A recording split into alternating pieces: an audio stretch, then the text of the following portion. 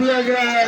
सभी बच्चे धीरे धीरे तालियों के साथ इस गेम का हौसला अफजाई करेंगे। प्रतिभागियों का फेयर गेम है, देखिए कितने आनंद के साथ बच्चे जा रहे हैं और सभी बच्चे धीरे धीरे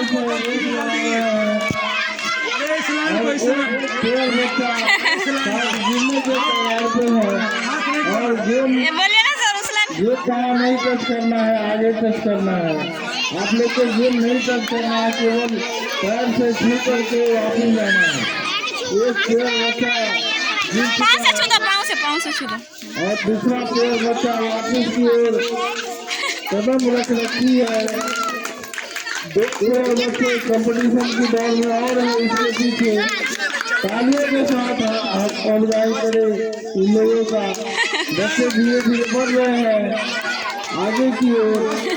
एक पेड़ बच्चा धीरे धीरे एक दूसरे को मदद करते हुए बैलून को बीच में फंसाए हुए बच्चा धीरे धीरे चल रहा है और 3 बच्चे रेस में और पहला बच्चा दूसरे बच्चे को संभालते हुए आगे बढ़ चुका है।